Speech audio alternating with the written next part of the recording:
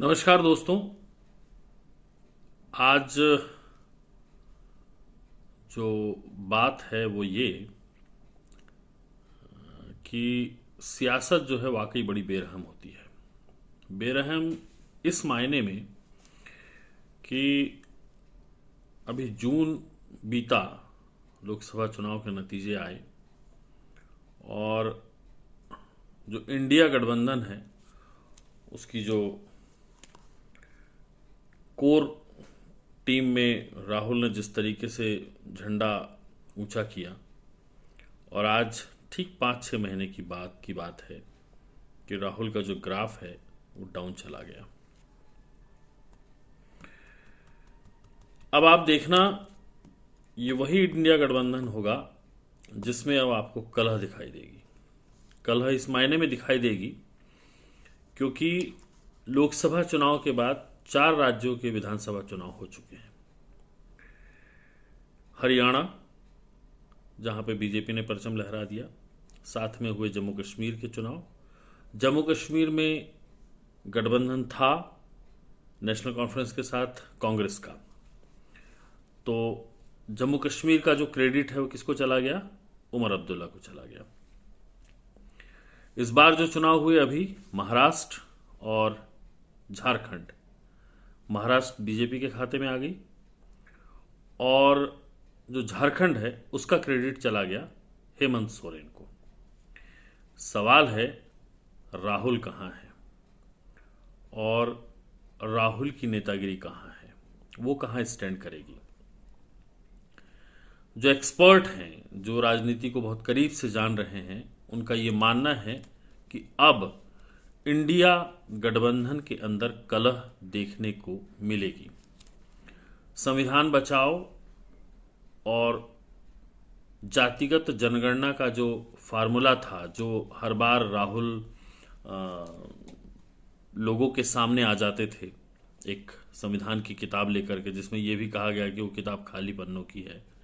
हालांकि खैर वो कोई प्रूफ नहीं कर पाया, लेकिन उनके जो कार्यकर्ता जो सामने होते थे उसमें ये कहा जाता था कि वो जो किताब थी संविधान की वो खाली होती थी, वो डायरी थी।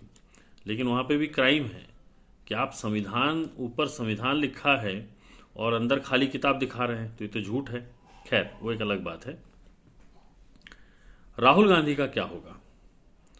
तो राहुल के लिए अब बड़ी मुश्किलें होने वाली हैं, और वहीं इसके उलट जो है, क्योंकि देखिए 101 सीटें जीती थी, मतलब 101 सीटें कांग्रेस ने जीती थी, और इन विधानसभा चुनाव में, मतलब अभी महाराष्ट्र के चुनाव में, वो अब जो हैं तुम्हारी 29 सीटें महाराष्ट्र में पीछे हो गई कांग्रेस। तो नेतृत्व पे तो सवाल उठेंगे, लेकिन इसी के बरक्स, इसी के उलट हम यदि बीजेपी में बात करें, जो एनडीए गठबंधन था वो मजबूत हुआ है। मजबूत इन नतीजों के कारण और हुआ है। अब आप देखना कि जो मोदी सरकार है वो बड़े फैसले लेगी। अभी तक जो नीतीश कुमार और नायडू के बैसाखी के साथ चलने वाली सरकार जो मानी जाती थी, और अभी भी है, लेकिन जिस तरीके से बीजेपी ने खुद को रखा, बीजेपी ने जिस तरीके से नतीजे दिखाए, उससे अब ये माना जा रहा है कि अब केंद्र में मोदी सरकार 2019 वाले रोल में दिखेगी। वन नेशन वन इलेक्शन एक बड़ा मुद्दा है जिसको हो सकता है कि बीजेपी अब ये उठाए और इसको पास भी कराए। वक्फ बिल देखना, अभी शीतकालीन सत्र है 25 तारीख से, तो वक्फ का बिल भी पास होगा। तो जो मोदी का और जो एनडीए का जो कॉन्फिडेंस है, अब वो वापस वैसा ही देखने को मिलेगा जैसा 2019-2014 में था। तो इस जीत ने ये तो थोड़ा सा तय कर दिया। एक सवाल ये भी उठा कि क्या मोदी का जो चुनाव में, ये जो इन विधानसभा चुनाव में आपने देखा होगा कि हरियाणा हो, झारखंड हो या महाराष्ट्र हो, मोदी आए, जरूर रैलियां भी की, लेकिन जैसा लोकसभा चुनाव में मोदी ने प्रचार प्रसार किया था, जिस तरीके से मोदी ने प्रोजेक्ट किया था खुद को, और जिस तरीके से उनकी रैलियां होती थी, वो इन विधानसभा चुनाव में नहीं दिखी। तो ये कोई इत्तेफाक नहीं था, ये एक स्ट्रैटेजिकली किया गया। लोकसभा चुनाव में इसको ओवरडोज मान लिया गया। लोगों ने ये कहा कि भाई मोदी की जो रैलियां थी ओवरडोज हुई। हालांकि अगर आप स्ट्राइक रेट की बात करें तो जो महाराष्ट्र का जो विधानसभा चुनाव है उसमें मोदी ने करीब करीब 12 रैलियां की, और उन 12 रैलियों के जरिए उन्होंने 102 विधानसभा सीटों को कवर किया। उसमें से उन्होंने 72 सीटों पे, मतलब उसमें से जो 72 सीट हैं उसमें बीजेपी की जीत हासिल हुई। और ये जो टोटल, इसको यदि हम स्ट्राइक रेट के तौर पे निकालें तो ये 70% का मोदी का स्ट्राइक रेट महाराष्ट्र में कहलाया। लेकिन वहीं इसके उलट झारखंड में मोदी ने 7 रैलियां की जिसको कवर करती थी 40 सीटों को वो 7 रैलियों ने कवर किया, और उसमें से 40 में से महज या मात्र 9 सीटों पर बीजेपी को जीत हासिल हुई। और झारखंड में जो मोदी का स्ट्राइक रेट कहलाया वो 22% का स्ट्राइक रेट कहलाया। तो जो करिश्मा जिसको हम कहते थे कि मोदी जहां जाते हैं तो जीत सुनिश्चित होती है, थोड़ा सा वो डाउन है। और होना भी चाहिए, क्योंकि ये तीसरा टर्म भी है। अब जो चुनाव की जो परिभाषाएं हैं वो बदल रही हैं। कैसे बदल रही हैं बताता हूँ आपको आगे, कि ये चुनाव में जो स्ट्रेटजिकली कैसे टर्न लिया चुनाव ने, वो अपन उसका भी जिक्र करूंगा। तो मोदी की स्ट्राइक रेट यदि महाराष्ट्र में 70% थी और झारखंड में 22% है, तो यदि किसी की स्ट्राइक रेट में वो है जो जिसको हम प्योरिटी कहते हैं, तो वो झारखंड में भी दिखाई देनी थी, लेकिन वो झारखंड में नहीं दिखी।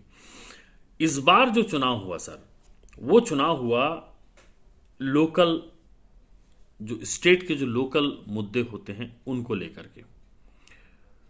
और लोकल मुद्दों में जो एक बड़ा फैक्टर निकल के आया, मैं बटेंगे कटेंगे और हिंदुत्व को एकजुट करने के अलावा की बात कर रहा हूं। ये तो बिल्कुल चला है।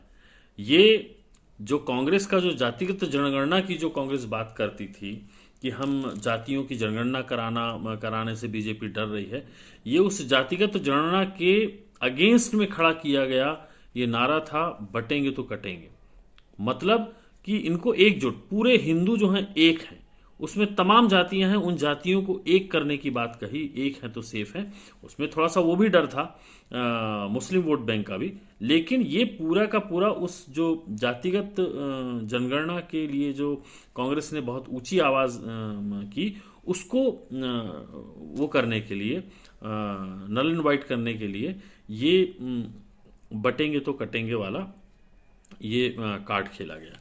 लेकिन इसके अलावा जो दूसरा फैक्टर जो बड़ा काम किया है इन दोनों स्टेट में, आप उसको देखिए कि आपको याद होगा मध्य प्रदेश में, मध्य प्रदेश की योजना थी लाडली बहन योजना, जिसमें शिवराज सिंह चौहान ने इस योजना को लाया था।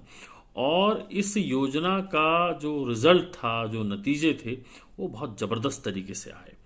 एक बात तो बड़ी क्लियर है कि जो महिला वोट बैंक है ना, वो बड़ा विश्वसनीय वोट बैंक है। विश्वसनीय इन द सेंस कि उसमें फ्लिकर नहीं होता है। वो एक, यदि घर के कहते हैं ना कि किचन पॉलिटिक्स, तो जो मामा जो चलता था शिवराज सिंह चौहान का, जो उन्होंने इतना मध्य प्रदेश में शासन किया 3 बार, तो जो मामा ने किचन पॉलिटिक्स की, मामा को घर की महिलाओं में बड़ा उनका वो था, मतलब दबदबा जिसको कहते हैं, कि जो मध्य प्रदेश की जो महिला वोट बैंक था, वो शिवराज सिंह चौहान को पसंद करता था और वोट भी उनके पक्ष में देता था।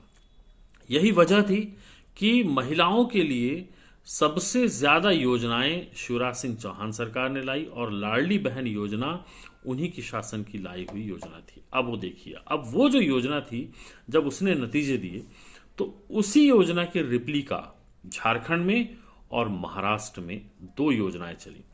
झारखंड मतलब जो महाराष्ट्र में चली माझी लाडकी बहन योजना, और जो झारखंड में चली मैया सम्मान योजना। जो महाराष्ट्र में जो योजना चली थी उसमें महिलाओं को जिनकी 2.5 लाख से कम की आमदनी है सालाना, उनको हर महीने 1,000 रुपये दिए गए। और अपने जो मैनिफेस्टो में सरकार ने, मतलब महायुति सरकार ने, जिसमें शिंदे ने सीएम रहते ये वो किया कि हम इसको बढ़ा करके कितना कर देंगे, पर मंथ 2,100 रुपये कर देंगे। तो ये एक बहुत मतलब टर्निंग फैक्टर वहाँ पे वो हुआ है। और करीब करीब जो आधा वोट बैंक तो महाराष्ट्र में और झारखंड में भी आधा वोट बैंक महिलाओं का है, तो वो पूरा जो वोट पड़ा है उस योजना की वजह से भी काफ़ी नतीजे जो हैं उसमें इनके पक्ष में खड़े हुए हैं। और यही झारखंड में हुआ। झारखंड में सितंबर 2023 में हेमंत सोरेन ने ये योजना लाई और इसमें वो 1,000 रुपये देते थे। मैया सम्मान योजना में 1,000 देते थे और उन्होंने जस्ट चुनाव से ठीक पहले इसको 2,500 कर दिया था। ये नवंबर में उनकी पहली किस्त भी गई थी। तो इसका जो है बड़ा असर देखने को मिला।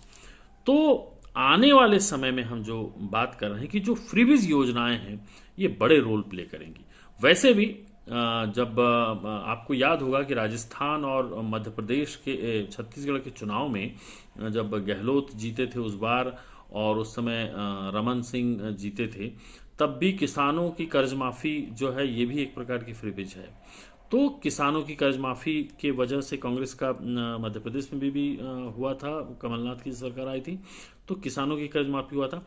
लेकिन इस बार ये फ्रीबीज के तरीके से आ रही है। आप दिल्ली में देख लीजिए, दिल्ली में कितना फ्रीबीज चलता है भाई। केजरीवाल की सरकार का तो बेस पॉइंट है कि भाई फ्री देना है, बिजली फ्री, पानी फ्री, मेट्रो में फ्री। इसी के दम पे केजरीवाल की सरकार चल रही है। तो अब चुनावों में एक तो फ्रीबीज योजनाओं का ये जो स्ट्रैटेजी है ये काम कर रही है। तो आने वाले समय में जो दिल्ली में जो आपको चुनाव होंगे विधानसभा के, अभी नेक्स्ट ईयर होने हैं, और जो बिहार में जो चुनाव होंगे वहां पे भी आपको इस तरह की योजनाएं देखने को मिलेंगी। एक तो ये मतलब स्ट्रेटजिक पॉइंट ये होगा। दूसरा, बीजेपी ने तो अपना एजेंडा सेट कर लिया कि बटेंगे तो कटेंगे, एक है तो सेफ है, मतलब हिंदू वोट बैंक को एकजुट करने का इसने तो पूरा एक इसको बहुत फायदा भी मिला है और इसने ये बना लिया अपनी स्ट्रैटेजी। तो बीजेपी ने तो अपना एक सेट पैटर्न कर लिया कि भाई कुछ योजनाएं चलानी है लोकल उसमें, और हिंदू वोट बैंक को एकजुट करने के लिए प्रयास करना है। कांग्रेस क्या करेगी? अब कांग्रेस के लिए बड़ी चुनौती है इसकी काट खोजना। अब वो उनका मंथन चलेगा और जो होगा अब वो देखने में आएगा कि दिल्ली के चुनाव में, बिहार के चुनाव में या आने वाले समय में जो उनकी स्ट्रेटजी सामने आती है वो क्या करते हैं।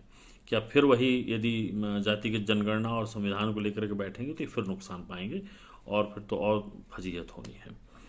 तो इस तरीके से ये जो चुनाव हैं अब ये टर्न ले रहे हैं। तो जीत के बाद एक बड़ा फैसला ये इफेक्ट करेगा महाराष्ट्र के चुनाव का। जो नतीजे हैं वो मतलब केंद्र की सरकार के जो बड़े फैसले आएंगे। दूसरा, मोदी का जो स्टारडम है वो अब चुनाव में थोड़ा सा वो कम करेंगे और वहाँ के लोकल मुद्दों को उठाएंगे। इस तरीके से बीजेपी अब स्ट्रेटजिकली खेलेगी। कांग्रेस का हमने बात कर ही ली। और एक चीज़ और मैं बताना चाह रहा था वो ये कि संघ की भूमिका। संघ ने जो महाराष्ट्र में सजग रहो की मुहिम चलाई थी और इसका भी बहुत बड़ा असर देखने को मिला है। सजग रहो की मुहिम के जरिए ही बीजेपी का जो डैमेज कंट्रोल था, मतलब जो एक तो एंटी इनकम्बेंसी और जो तमाम जो दूसरी चीज़ें हुई थी कि भाई इन्होंने अजीत पवार ने धोखा दिया, इधर शिंदे ने शिवसेना को धोखा दिया, और दूसरा मराठा आरक्षण, ये तमाम जो छोटी मोटी चीज़ें थी। तुम्हारा वो शिवाजी वाली मूर्ति टूट गई थी तो उसमें भ्रष्टाचार के आरोप लगे थे, फडणवीस पे बहुत आरोप लगे तुम्हारा। तो ये सब जो जितने भी थोड़े से जो डैमेज हुए थे सरकार के चलते, सरकार के रहते, उस डैमेज कंट्रोल को संघ ने अपने घर घर जाकर के वोटरों को टर्न आउट किया है और उस सजग रहो का जो मुहिम थी वो काम करी है। तो ये 3-4 बातें थी जो मैं आपको बताना चाह रहा था, और जिसमें मेरे ख्याल से यही था अभी चुनाव को लेकर के। जो कल मैंने जो वीडियो बनाया था उसमें ये बात का हम जिक्र नहीं कर पाए थे, क्योंकि वीडियो वैसे ही बड़ा हो जाता है। देखिए आज भी बड़ा हो गया, 15 मिनट का करीब करीब हो गया, तो कुछ चीज़ें छूट गई थी, तो मुझे लगा कि आज भी एक बार और इसमें थोड़ी सी चर्चा कर ली जाए, है ना। बाकी आज के लिए इतना ही, और नमस्कार, शुभ रात्रि।